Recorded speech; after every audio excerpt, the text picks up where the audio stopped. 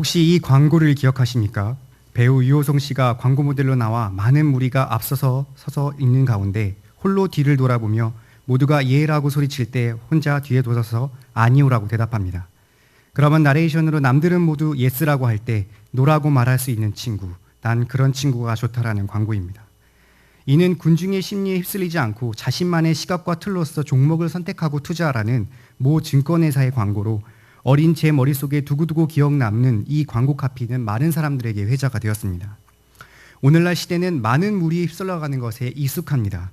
요새 어린 자녀들이나 학생 사이에서도 자신의 관심 있는 분야, 게임이나 연예인을 알지 못하면 그 무리에 어울리지 못하고 왕따를 당하고, 어른들 또한 자신이 좋아하는 취미나 술자리에 어울리지 못하면 잘 지내지 못하는 것만 봐도 더욱 그러하지 않습니까? 우리가 흔히 가장 쉽고도 편한 다수결의 원칙이나 투표 또한 대의견에 속아 따라야 하는 시대다 보니 남들이 아니라고 했을 때 홀로 예라고 하고 남들이 예라고 했을 때 홀로 아니라고 할 수 있는 용기를 내는 것이 참 쉽지 않은 것입니다. 그렇기에 자신의 신념에 따라 움직이는 우리를 믿어달라고 강조한 이 증권 광고가 사람들의 머릿속에 오래 기억에 남았던 것입니다. 오늘 우리가 보는 본문에서도 이러한 무리의 모습에 다르게 홀로 다른 행동을 하는 10명 중 한 사람을 볼 수 있습니다. 처음에는 함께 했으나 마지막이 달랐습니다. 그는 이방인인 사마리아인이었습니다. 그는 사마리아인으로서 특이하게 하나님의 선민이라고 할 수 있는 유대인들과 한 단체를 이루며 살았습니다. 그가 유대인들과 함께 지낼 수 있었던 이유는 그들이 문둥병이라는 공통적 비극을 겪어 서로 동병상련의 유대감을 느꼈기 때문이었습니다. 그런 끈끈한 유대관계 속에서도 사마리아인은 나머지 사람들과 다르게 행동한 것입니다. 이런 사마리아인의 행동, 남은 무리와 달리 홀로 했던 이 행동은 그의 신념과 신조에 의한 것이 아니었습니다. 오늘 본문에는 믿음이라고 말하고 있는 것입니다. 그렇다면 이방인인 사마리아인의 믿음은 무엇이겠습니까? 믿음에 대해 너무나 오용되고 남용되는 많은 이 시대에 저와 여러분은 오늘 이 시각 본문을 통해 사마리아인의 믿음이 무엇을 믿고 어떻게 행하며 끝내 무엇을 이루어 가시는지를 함께 상고해 보고자 합니다. 첫 번째로 사마리아인의 믿음은 죄인을 불쌍히 여기사 죄를 씻기는 능력의 주님을 믿는 것입니다. 11절부터 13절까지를 함께 합독하시겠습니다. 예수께서 예루살렘으로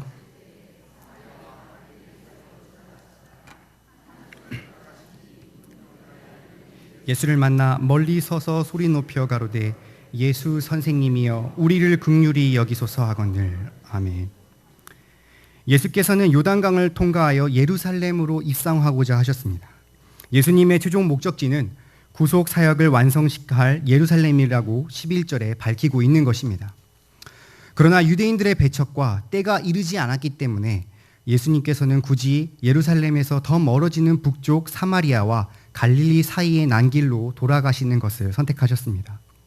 이는 예수님께서 멀리 돌아가 많은 지역을 돌아다니시기 위함이었는데, 이는 죄인을 긍휼히 여기사 더 많은 자들에게 복음의 메시지를 전하시기 위함이었습니다. 그렇게 예수님께서는 마을에 들어가셔서도 피로를 풀지 않고 계속해서 사람들의 간구와 호소를 들으셨습니다. 12절에 나타난 들어간 한 촌은 사람이 많이 살지 않는 한적한 마을이었습니다. 그리고 여기서 문둥병자 10명이 예수님을 애타게 기다리고 있었습니다. 그들은 문둥병이라는 전염병에 걸린 자들이었습니다. 전염성과 파괴성 때문에 이 병에 걸린 자들은 하나님의 저주를 받은 자로 낙인이 찍혔습니다. 레위기 13장에 병이 있는 날 동안에 부정한 것이라 그가 부정한 듯 혼자 살되 진영 밖에 살지니라는 말씀에 따라 마을에서도 격리된 부정한 자들이었습니다. 예루살렘에서도 어떤 마을의 행사에도 참석하지도 못한 완전히 소외되고 희망도 없던 자들이었습니다. 그들은 유대인과 사마리아인으로 구성되어 있었는데 아수르의 점령당에 피가 섞인 호녀라가 되어버린 사마리아인은 유대인들에게 멸시와 조롱을 당하는 존재였지만 절망적이고 극한의 고통을 공유하는 동병상련의 처지라 함께 할 수 있었던 것이었습니다. 그런 그들은 부정한 사람들이었기 때문에 건강한 사람들에게 접근하는 것이 율법으로 금지되어 있었습니다. 그래서 그들은 예수님이 걸어오시는 것을 보고 먼 거리에서 예수님께 외치기 시작했습니다.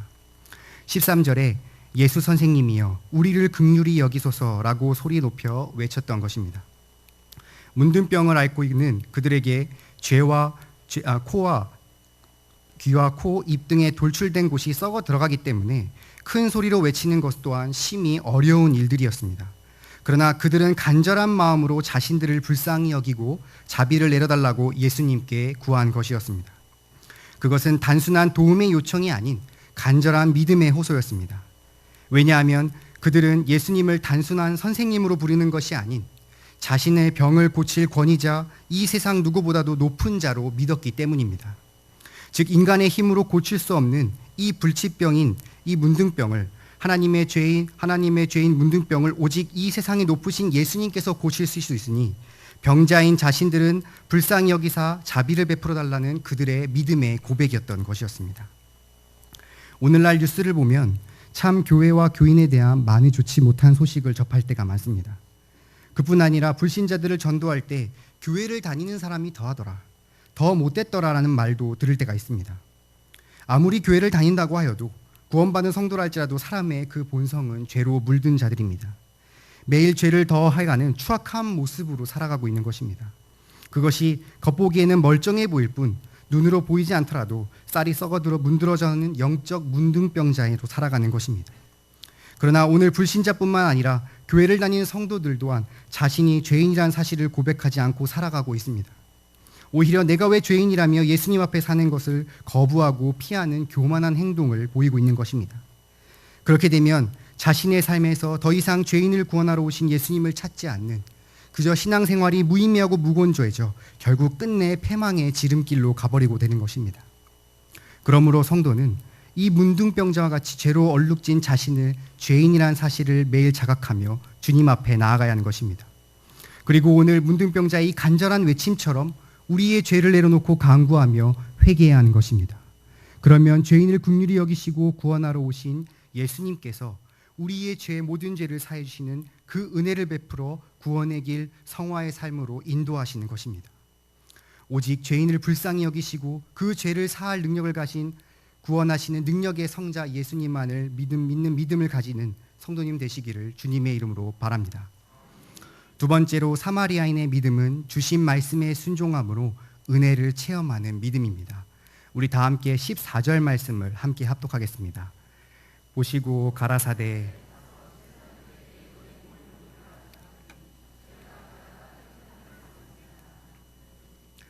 이런 간절한 외침, 호소를 들은 예수님께서는 그 즉시 10명의 문둥병자들에게 말씀을 하셨는데 이는 좀 이상했습니다. 바로 14절에 가서 제사장들에게 너희 몸을 보이라고 하신 것이었습니다. 이 행위는 문둥병자가 자신의 병이 깨끗하게 되었음을 제사장에게 검증받기 위한 것입니다. 예수님께서는 좀 더 적극적으로 병을 고쳐주시겠다는 말 없이 왜 이러한 말씀을 하셨겠습니까? 바로 그들의 순종을 시험하신 것이었습니다. 주님께서는 치유의 은혜를 그 즉시 보이시지 않고 그 은혜를 체험하기 위해서 주님의 말씀에 순종함이 있어야 했던 것이었습니다. 한 명 정도는 시험에 들법했지만 뜻밖에도 10명의 문둥병자들은 한치의 의심도 없이 믿음으로 순종하며 제사장에게 갔습니다. 그들은 이미 우리를 긍휼히 여기소서라는 믿음의 고백을 했을 때에 이 세상 무엇보다도 높으신 예수님의 능력을 믿었기에 눈에 아무 증거가 보이지 않아도 순종하며 제사장에게 뛰어갈 수 있었던 것이었습니다. 그래서 14절에 가다가 깨끗함을 받은 주님의 크신 은혜를 체험했던 것이었습니다. 그들은 모든 사람에게 부정된 자로 낙인이 찍혀 말하기도 꺼려하던 존재였습니다. 아무 곳도 갈 수 없는 자유가 없는 자들이었습니다. 심지어 예수님의 명령에 따라 제사장이 있는 마을에 들어갔다면 그들은 율법에 따라 돌로 쳐 죽임을 당할 자들이었던 것이었습니다. 그러나 나를 치유하신 능력의 주님의 말씀 앞에 한치도 의심도 없이 순종함으로 몸이 깨끗게 되는 은혜를 체험하게 된 것이었습니다. 경양교회는 순종을 통해 하나님의 은혜를 많이 체험하지 않았습니까? 당장 이 교회의 헌당만 봐도 그렇습니다. 장로님들과 권사님, 집사님들을 비롯한 일대 성도님들이 주님이 주시는 그 말씀에 순종함으로 세상 사람들이 보기에 말도 안 되는 이 강서 경양교회 헌당을 시작하였고 이제 곧 마무리가 되는 은혜를 앞두고 있습니다. 또 작년 말부터 시작된 고려신학교 대학교 인가를 두고 기도하며 담임 목사님께서 하나님의 일을 진행하시는 데에 변함이 없으나 단지 내가 하느냐 남이 하느냐라는 차이뿐이다라고 하시며 동참을 권유하셨을 때, 많은 성도들이 순종하였을 때 정말 딱 맞는 금액을 주시는 우리에게 은혜를 체험하지 않았습니까? 하나님은 우리에게 할 수 있는 일들을 주십니다. 그리고 순종할 것을 말씀하고 계신 것입니다. 그것을 순종하는 행위 때문이 아닌 우리가 순종하는 가운데 하나님께서는 은혜를 체험케 하시는 것입니다. 그리고 이제 우리에게 주시는 경향의 희년 5대의 비전을 또다시 주셨습니다. 이제 좀 끝낼 법한데 또 왜 우리에게 무거운 짐을 주십니까? 라고 생각하십니까? 아무리 봐도 이거는 무리다라고 생각하십니까? 결코 그렇지 않습니다. 이 경향의 희년, 이 비전은 우리에게 순종 가운데 하나님께서 넉넉하게 이루어 가실 뿐만 아니라 우리 또한 그 은혜를 체험하기 때문에 더욱더 그러합니다. 오늘도 주의 강단을 통해 또 교육자를 통해 주시는 권면의 순종함으로 은혜를 체험하는 믿음을 소유하시는 성도님들 되시기를 주님의 이름으로 기도합니다. 세 번째로 사마리아인의 믿음은 오직 택자를 구원하신 하나님께 감사를 통해 끝내 진정한 영혼 구원에 이르는 믿음입니다. 우리 15절부터 19절의 말씀을 함께 합독하겠습니다. 그 중에 하나가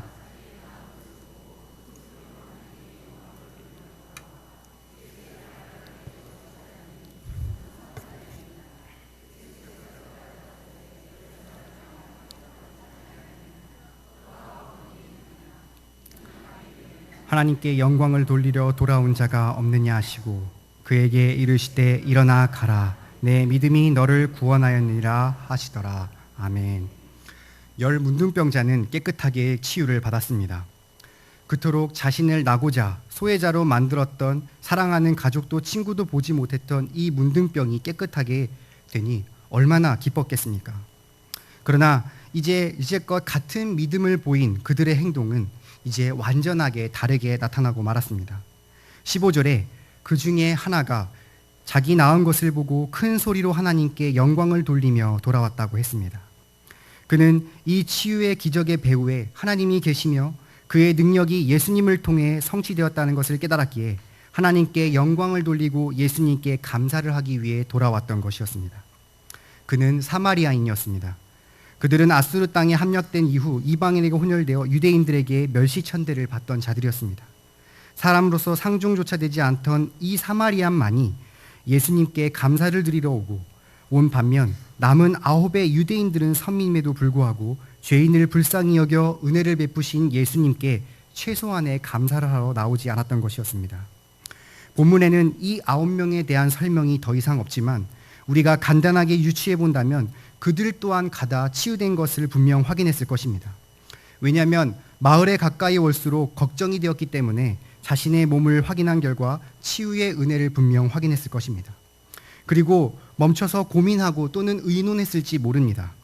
그들에게는 세 가지의 길이 있었을 것 같은데 제사장에 가서 치유를 인정받고 사회적 위치를 회복하거나 또는 사랑하게 가족에게 가서 가족의 관계를 회복하거나 또는 예수님에게 감사를 하러 오는 이 세 가지의 길들이 있었습니다. 그러나 그들이 어떠한 길을 선택하던 간에 그 결과 그들은 예수님께 돌아오지 않았습니다. 이는 그들이 예수님보다 자신의 기쁨의 감정 또는 회복하고 싶은 열망이 더 강했기 때문이었습니다. 반면 사마리아인은 감사하기 위해 돌아와 16전에 엎드려 살해했다고 했습니다. 이는 상대방의 발 앞에 얼굴을 떨어뜨려 땅에 대는 행위로 상대방에 대한 극도의 존경을 표하며 베풀어주신 은혜에 감사를 드린 것이었습니다.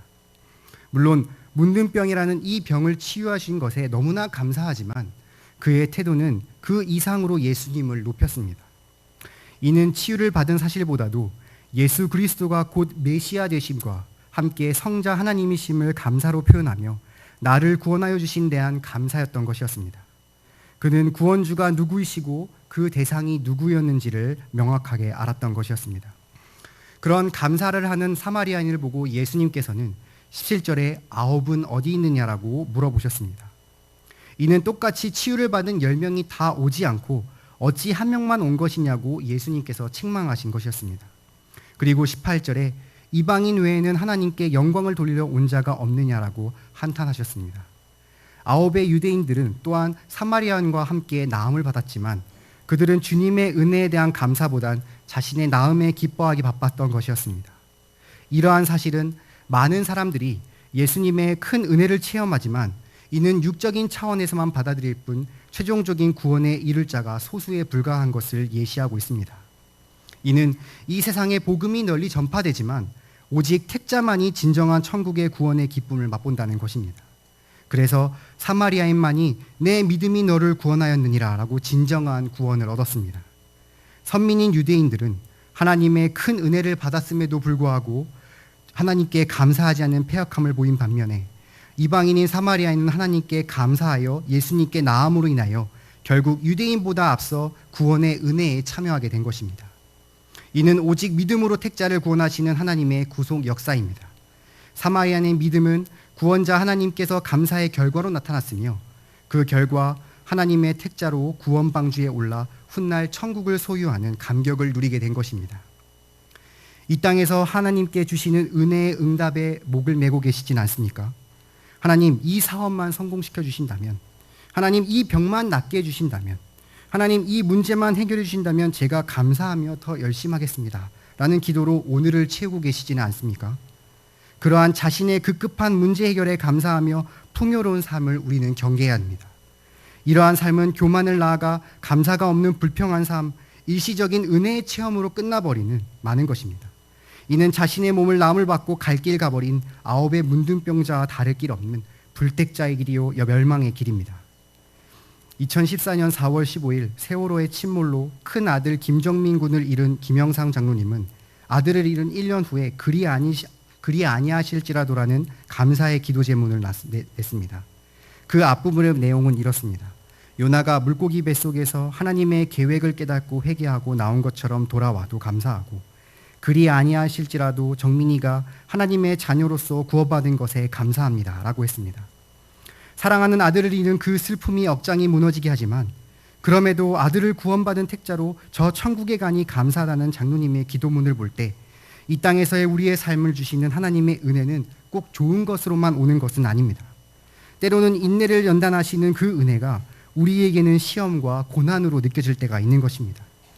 그러나 그런 넘어질 수 있는 시험과 고난에도 장로님은 구원의 역사를 주장하신 하나님을 찬양하고 감사하는 믿음으로 먼저 하늘로 간 아들의 구원을 감사할 수 있었던 것입니다. 사마리아인의 믿음은 은혜를 응답받았던 받지 않았던 때론 괴롭고 슬프고 힘들더라도 또는 기쁘고 즐겁더라도 그저 우리를 택하시고 구원하신 하나님께 감사를 드리는 것이었습니다. 그럴 때 하나님께서 이러한 감사의 믿음은 가진 택자들로부터 말미암아 구속사를 이루어 가시는 것입니다. 이러한 믿음을 통해 주시는 은혜가 힘들든지 슬프든지 기쁘든지 즐겁든지 언제나 우리를 구속하신 하나님께 감사를 돌려드리므로 진정한 구원, 영혼의 구원으로 오직 천국만을 바라보시는 성도님 되시기를 주님의 이름으로 바랍니다. 사랑하는 성도 여러분, 그리고 헌신하시는 13, 14, 15 여전도의 회원 여러분, 과거에 우리나라는 좀 더 사람을 잘 믿을 수 있는 믿을만한 사회였습니다. 그저 신용과 신뢰, 믿음이라는 이 단어만으로 서로를 믿고 또 거래하며 의지하기도 했었습니다. 그러나 오늘날 그러한 모습을 찾아보기 어려울 정도로 타락해져 버렸습니다. 이젠 먼저 믿는 사람이 바보라는 말이 나올 정도로 사기가 난무하고 인적이 드문 곳에서 귀신보다 사람을 더 무서워하며 나를 믿어달라는 주장하는 고위직의 말을 이 믿음에 남용되고 오용되는 경우가 너무나 허다하지 않습니까? 그러다 보니 이젠 그 영향이 교회 안에서도 들어오게 되는 것입니다. 걸핏하면 하나님을 믿는다 하면서도 예수님 앞에 우리의 죄를 고백하긴커녕 위에 서서 죄가 어딨냐는 교만한 삶을 살고 있는 것입니다. 하나님을 믿는다고 하면서도 주의 강단을 통해 교역자를 통해 주시는 말씀에 순종하긴커녕 콧방귀를 끼며 무관심 무반응하게 살아가고 있지는 않습니까? 하나님을 믿는다고 하면서도 감사는커녕 자신의 문제 해결에만 급급하며 열심히 기도하다가도 막상 해결해 주시는 그 은혜를 입어도 그저 감사가 없이 사는 아홉의 문둥병자처럼 제 갈 길을 가버리는 삶을 살고 있지는 않습니까? 이러한 믿음은 결코 구원에 얻을 수 없는 불택자의 길이며 죽음으로 가는 길입니다. 구원에 이르는 사마리아인의 믿음은 죄인을 불쌍히 여기시사 죄를 씻어주시는 주님만을 믿는 믿음입니다. 구원에 이르는 사마리아인의 믿음은 매일 새벽에 수요와 금요 밤에 온 주일에 주시는 강단을 통해 담당 교육자의 권면을 통해 주시는 말씀에 전적 순종함으로 은혜를 체험하는 믿음입니다. 무엇보다도 구원에 이르는 사마리아인의 믿음은 어떠한 상황 속에서도 주시는 은혜 가운데 그리 아니하실지라도 나를 택하사 구원하신 하나님께 드리는 감사로 그 영혼까지 구원에 이르는 믿음인 것입니다. 열 문둥병자는 예수님의 만나 처음에는 똑같이 믿고 함께 움직였습니다. 그러나 마지막엔 달랐던 그 행동 하나로 그 끝에 택자와 불택자가 있었던 사실을 기억하시기 바랍니다. 오직 구원에 이른 이 사마리아인의 믿음은 온전히 우리를 불쌍히 여기사 죄를 사해 주시는 주님을 굳게 믿으며 주신 말씀에 순종하여 받은 은혜와 상관없이 택자로 구원하신 것에 항상 하나님께 감사함으로 이 땅보다 훨씬 더 좋은 저 천국을 소망하며 끝내 천국으로 입성하는 경양의 모든 성도님 되시기를 주님의 이름으로 바랍니다.